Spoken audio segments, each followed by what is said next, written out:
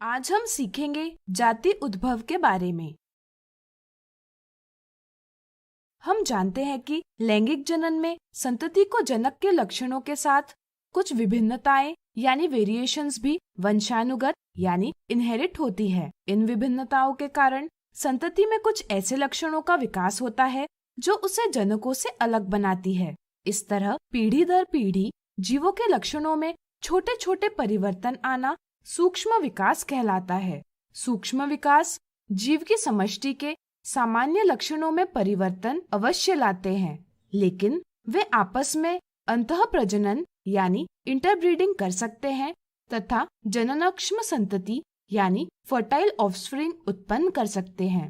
जीवों का ऐसा समूह जिससे सभी जीव जनन कर सकते हैं तथा जननक्षम संतति का निर्माण कर सकते हैं स्पीशीज कहलाते हैं। मानव यानी ह्यूमन बीइंग्स एक स्पीशीज है जो होमो सेपियन सेपियन के नाम से जानी जाती है।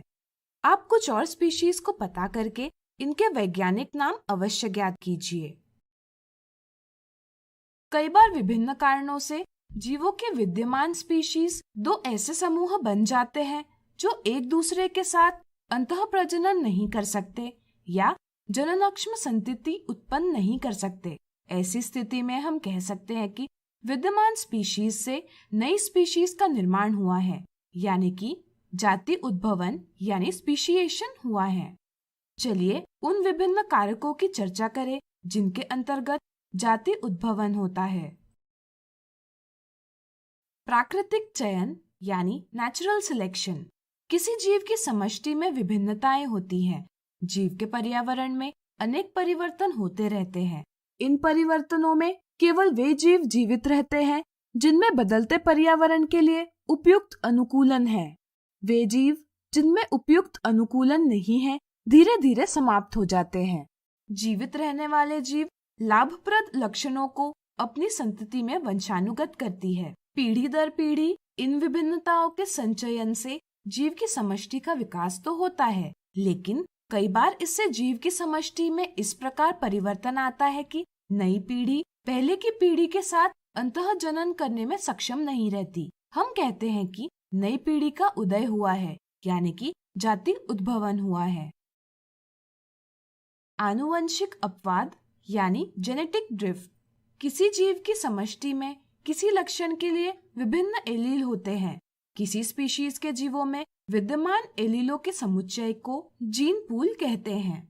यदि किसी जीव की समष्टि छोटी हो तो अचानक होने वाली घटनाओं जैसे प्राकृतिक आपदाओं के कारण एलील के आवृत्ति में यादृच्छिक रूप से परिवर्तन होता है, जिसे हम आनुवंशिक अपवाद यानी जेनेटिक ड्रिफ्ट कहते हैं। इसके कारण आनुवंशिक रूप से नई समष्टि प्रारंभिक समष्टि से भिन्न हो जाती है।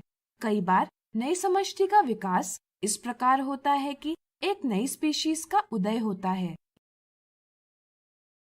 यदि समष्टि का आकार बड़ा होगा तो अचानक होने वाली घटनाओं से एलील के आवृत्ति पर अधिक प्रभाव नहीं होता, जिसके कारण आनुवंशिक अपवाद नहीं होता। भौगोलिक पृथक्करण यानी ज्योग्राफिकल आइसोलेशन। विभिन्न कारणों जैसे भोजन की उपलब्धता के कारण जीव की समष्टि दो भागों में बंट जाती है। कई बार ऐसी भौगोलिक स्थिति उत्पन्न हो जाती है जैसे खाई का उत्पन्न होना, जिससे दोनों समष्टियों का एक दूसरे से संबंध टूट जाता है, यानी कि वे भौगोलिक रूप से पृथक हो जाते हैं। इसके कारण वे एक दूसरे के साथ जनन नहीं कर पाते और एक समष्टि के जीन दूसरी समष्टि में नहीं जा पाते। यदि भौगोलिक स्थितियां भिन्न होती हैं, तो दोनों समष्टियों में प्राकृतिक चयन और विकास भी भिन्न प्रकार से होता है। पीढ़ी दर पीढ़ी वे एक दूसरे से भिन्न हो जाते हैं। इसके परिणाम स्वरूप कई बार वे भिन्न स्पीशीज बन जाते हैं। इन तीनों स्थितियों में जाति उद्भव भिन्न तरीकों से हो सकता है। जैसे डीएनए या गुणसूत्रों की संख्या में बदलाव आता है तो दोनों समूहों के युग्मक एक दूसरे एक निषेचन नहीं कर पाएंगे। परिणाम स्वरूप जाति उद्भव होगा।